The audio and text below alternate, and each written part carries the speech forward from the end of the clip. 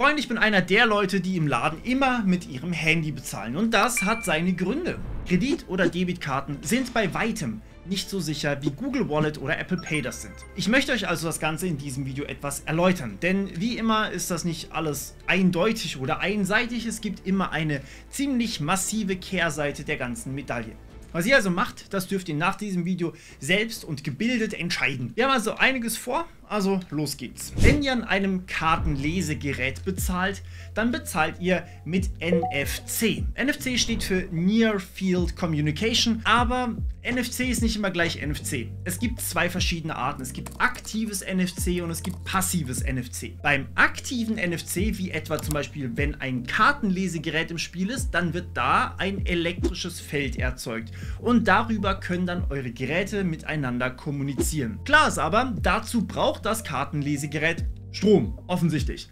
Eure Kreditkarte müsst ihr allerdings nicht wieder mit USB-C aufladen, deswegen ist die dann passives NFC. Dabei wird dann eure Kreditkarte nur dann aktiv, wenn ihr sie in genau so ein aktives elektrisches Feld reinlegt. Ansonsten schläft die quasi. Euer Smartphone hingegen hat einen Akku und ihr müsst es aufladen. Und deswegen kann euer Smartphone aktives NFC machen.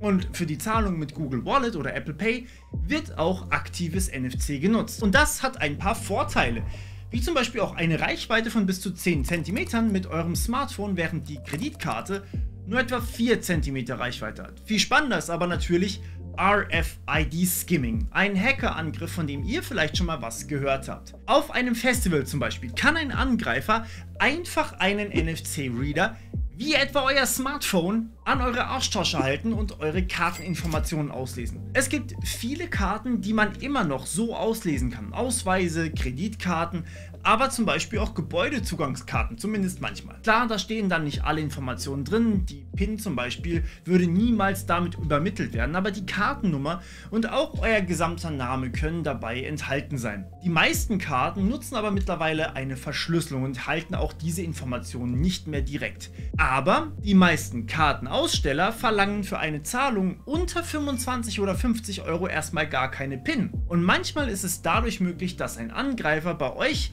auch so ein paar kleinere Zahlungen abbucht, indem er wirklich sein Smartphone bei euch an die Arschtasche hält. Es gibt extra RFID-Blocker, um das Ganze zu vermeiden. Da steckt ihr dann quasi eure Karte rein, habt ihr vielleicht schon bei den Sponsoring gesehen. Und die Banken geben da auch natürlich ihr Bestes, um solche Fakes recht schnell aufzuspüren, indem sie zum Beispiel für solche Funktionen auch eine Ausweisverifikation verlangen. Aber trotzdem ist es natürlich einfach tausendmal einfacher, wenn man aktives NFC nutzt, so wie das auf eurem Smartphone, denn da geht das nicht. Denn aktives NFC wird nicht einfach freigegeben, sondern kann einen zweiten Faktor erzwingen. Deswegen zwingt euch Google Wallet etwa auch erst euer Gerät zu entsperren und dann könnt ihr es benutzen. Es aktiviert sich nicht einfach so. Damit ist aber RFID-Skimming einfach so eliminiert. Sollte man auch mit Ausweisdaten machen, change my mind. Aber es gibt eine weitere Sache, die bei passivem NFC nicht klappt, die man aber bei aktivem NFC erzwingen kann. Tokenisierung. Bezahlt ihr mit eurer Kreditkarte, bekommt logischerweise der Händler die Daten von eurer Kreditkarte. Da muss er abbuchen. Das mag jetzt bei Rewe, Aldi, Lidl oder so nicht so das Problem sein. Die haben ziemlich viele Daten sowieso schon und hoffentlich auch eine relativ gute IT-Sicherheit. Aber Kartenzahlung ist mittlerweile so verbreitet, dass ich auch bei einer Convention, einem kleinen Stand, der privat erstellte Kunst anbietet, mit meiner Karte mein Geld geben kann. Der bekommt dann meine Kartendetails, meinen Namen und all die anderen Infos und natürlich kann ich von dem jetzt keine Sicherheitsstandards wie Fort Knox erwarten. Das Ganze kann man ja noch nicht mal bei der Bundeswehr erwarten. Aber das muss nicht sein. Weshalb Google Wallet und Apple Pay das Ganze tokenisieren. Dann nehmen wir meinen Namen und aus Cedric Mössner wird plötzlich das da. Und aus meiner Kreditkartennummer zum Beispiel das da. Diese Tokens werden dann an eine sichere Stelle weitergeleitet, die in diesem Fall von Google bzw. Apple verwaltet wird. Mathematisch gesprochen sind die Tokens komplett zufällig und können nicht mehr auf die ursprünglichen Daten hinweisen. Die werden mit sogenannten Zufallsgeneratoren erzeugt. Das heißt, Dinge, die wir einfach mathematisch nicht vorhersagen können. Zeit ist da schlecht, aber zum Beispiel diese Lavalampe da hinten ist so eins. Es gibt einen Zufallsgenerator, da ist einfach eine Wand voller Lavalampen und ihr aktueller Zustand wird in Zufall umgewandelt. Ist super geil. Das heißt aber, wenn der Händler das Token dann bekommt,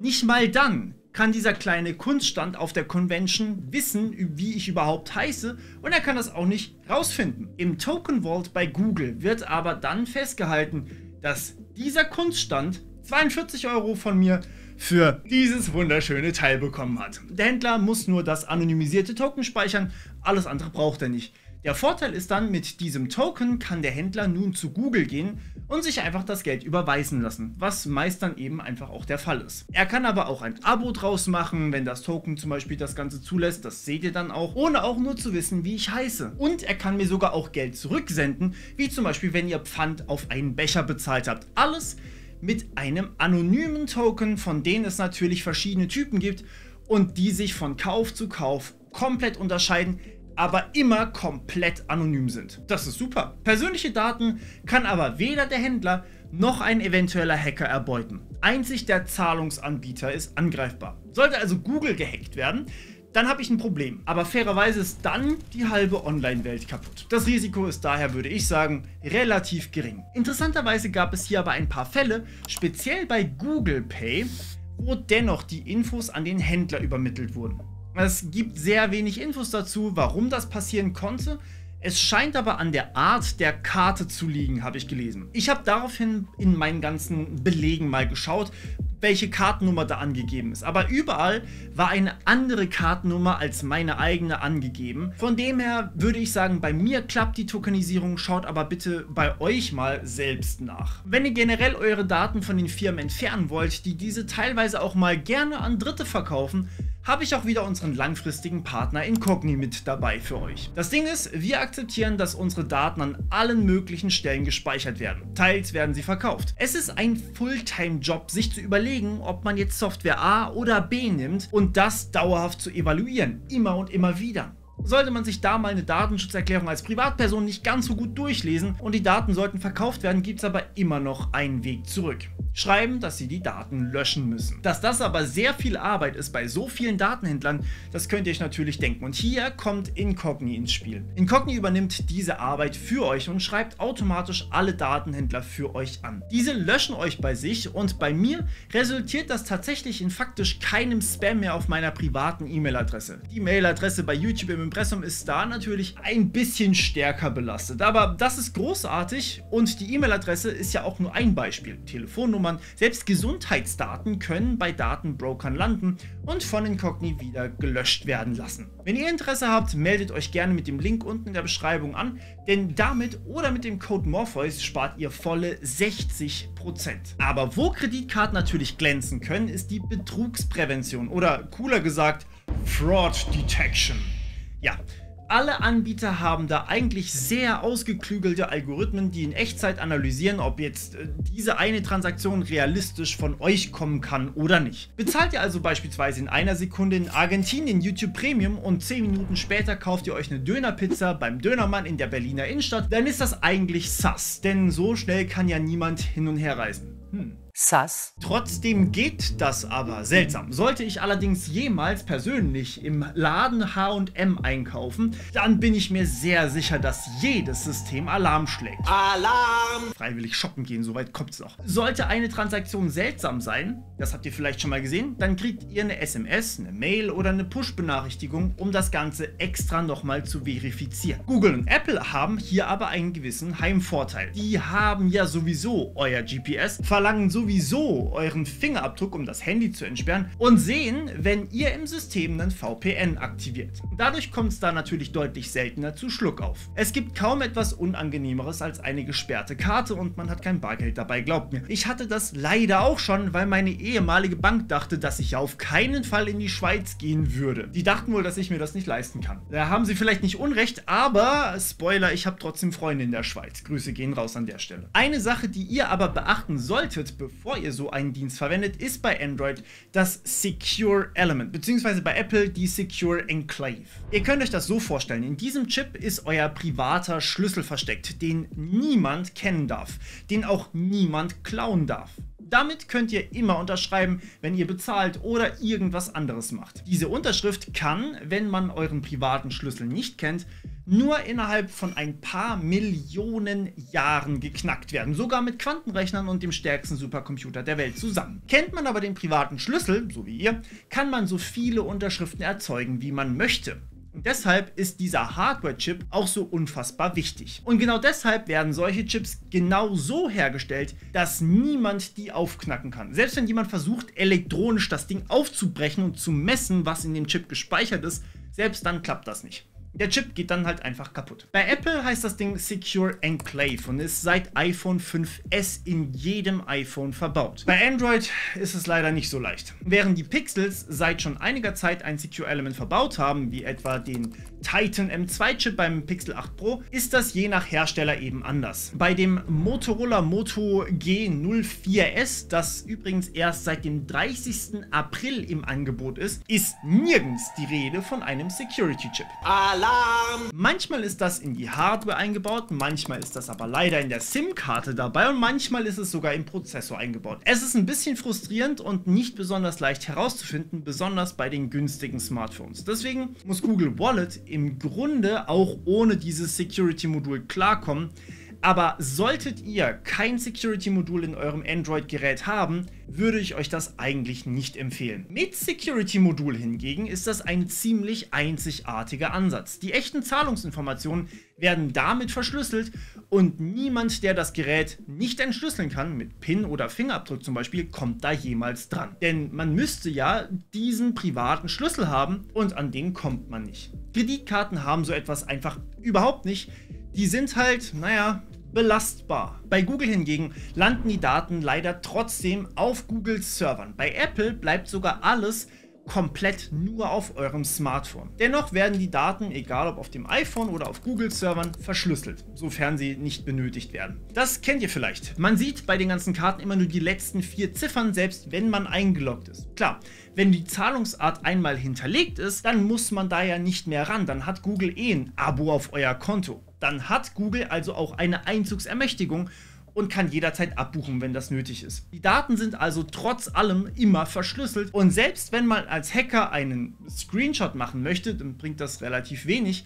Für die Zahlung selbst wird dann einfach eine Einmalkreditkarte erstellt, die Google bzw. Apple dann als Zahlungsart beim Anbieter nutzen. Tokenisierung, wie gesagt. Kreditkarten haben sowas leider nicht. Da geht die Info ebenfalls direkt zum Anbieter. Ob allerdings jetzt der kleine Kunststand, ihr erinnert euch, meine Kreditkartendaten verschlüsselt? Naja, nach dem Payment Card Industry Data Security Standard, der ungefähr so einfach umzusetzen ist, wie sein Name auszusprechen, müssen sie das eigentlich. Wie ist denn aber das Äquivalent zu einem Screenshot für die physische Kreditkarte? Richtig, Foto machen oder klauen.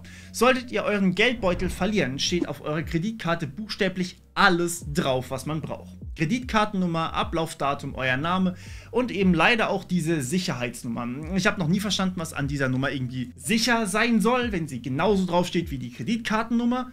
Mittlerweile hat die EU allerdings beschlossen, dass man für Online-Zahlungen einen zweiten Faktor braucht. Deshalb müsst ihr immer in einer App bestätigen, wenn ihr mit Kreditkarte online zahlen wollt. Und das ist auch wirklich gut so. Zahlungen im Laden hingegen benötigen eine PIN oder manchmal sogar eine Unterschrift. Aber naja, die PIN muss ja auch erstmal gestohlen werden. Allerdings sind Zahlungen bis zu 25 oder manchmal 50 Euro komplett ohne PIN meistens möglich. Das kann man dann mehrmals am Tag machen, bis zu einem insgesamten Tageslimit. Und bei mir waren das bis zu 150 Euro am Tag ohne PIN, wenn ich 6-mal einkaufen gehe. Eine Unterschrift ist sogar noch ein bisschen schlimmer, denn ich habe mitbekommen, wie wenig meine Unterschrift mit meiner eigenen Unterschrift von vor 5 Jahren zu tun hatte. Und Unterschriften lassen sich sehr leicht fälschen, vor allem weil sie auch hinten drauf sind. Aber zum Glück wird das immer weniger, dass Unterschriften verlangt werden. Eine verlorene oder gestohlene Kreditkarte sollte aber trotzdem auf jeden Fall immer gesperrt werden. Verliert ihr hingegen euer Handy, ist das nur so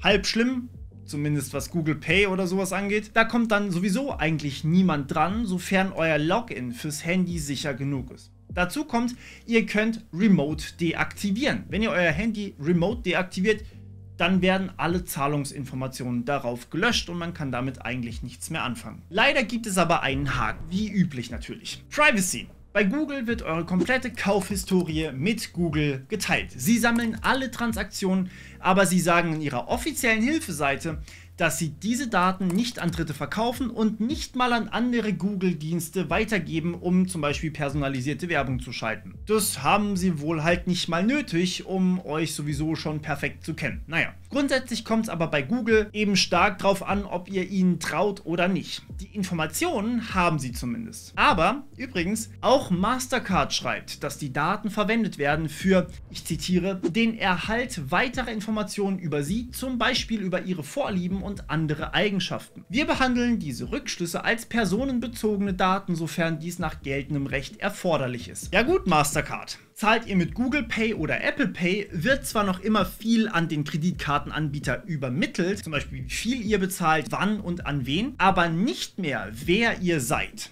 Die Karte wird ja tokenisiert. Und da die Tokens einzigartig sind, kann dann niemand mehr nachverfolgen, wer da gekauft hat. Apple geht bei dem ganzen Privacy-Ding sogar noch ein Stück weiter. Bei Apple wird nicht mal bei Apple selbst diese Information hinterlegt. Apple selbst hat keine Ahnung, dass ihr selbst da einkauft, was ich persönlich wahnsinnig cool finde. Apple speichert alle Informationen nur lokal auf eurem Gerät und vertraut selbst komplett auf ihre Sicherheitschips, denn die könnt nicht mal ihr knacken. Warum ich dann immer noch bei Google bin, das ist eine gute Frage. Ich überlege regelmäßig zu Apple zu wechseln, aber dann müsste ich sehr, sehr viel umziehen. Und dazu bräuchte ich ein paar mehr von euch auf Patreon, um das zu bezahlen. Kleiner Shoutout an der Stelle. Und dann wiederum denke ich mir, naja, wenn ich irgendwie mehr Geld einnehme, dann kann ich das auch in die Academy investieren. Ja, Prioritäten, ihr wisst. Wenn es wirklich privat sein soll, wie zum Beispiel mein letzter Einkauf im Sexshop neben meiner Haustür, kleiner Scherz natürlich, oder vielleicht doch nicht, dann nutze ich einfach Bargeld. Aber ja, Bargeld ist natürlich nicht sicher. Kein Diebstahlschutz, es kann natürlich gefälscht werden und ich persönlich würde es bei einem kleinen Stand auf einer Convention nicht merken, wenn ich da zum Beispiel Falschgeld zurückbekomme. Und sollte ich betrogen worden sein, dann kann ich auch nicht einfach mein Geld wieder zurückverlangen. Aber was Privatsphäre angeht, ist das natürlich ein ganz anderes Level. Man kennt mein Gesicht, ja, aber dann hört es auch schon wieder auf. Man kennt meinen Namen nicht oder gar meine Adresse. Man hat keine Möglichkeit, mehrfach abzubuchen und man braucht kein Gerät oder Drittanbieter dafür. Man muss sich nicht informieren und Experte in irgendwas sein. Meine Oma kann das genauso gut nutzen wie ich. Und sollte mal irgendwann der Akku leer sein, oder gar vielleicht der Strom ausfallen, sind wir mit Cash allemal besser bedient als mit Karten, Drittanbietern oder gar Kryptowährungen. Das hat die schwedische Zentralbank im Payments Report 2024 sehr ausführlich erläutert. Die Diskussion ist ziemlich lang, so hört man beispielsweise, dass Geldautomatensprengungen ohne Bargeld ja nicht mehr existieren würden oder dass der Schwarzmarkt wegfallen würde, aber sind wir ehrlich, dann kauft man seine Drogen halt mit Kryptowährung oder einer Kiste Bier. Die Europäische Zentralbank hingegen treibt die Arbeit am digitalen Euro drastisch voran, obwohl das in der aktuellen Phase die Privatsphäre von Google Pay so gut aussehen lässt wie die von Bargeld in Vollvermummung. Aber gleichzeitig entdeckt Schweden zum Beispiel die Bedeutung von Bargeld auch wieder neu, um eine Alternative zu haben, falls was passiert. Falls zum Beispiel US-Anbieter wegfallen oder falls tatsächlich der Strom ausfällt. Und ich bin mir ziemlich sicher, dass wir am Ende in einer Art Zwischenwelt leben werden. Denn mehrere Möglichkeiten zu haben und zu wissen, welche gerade in welcher Situation am besten für uns passt, das hat sich eigentlich immer als zielführend erwiesen. Und damit bis zum nächsten Mal im Cyberspace.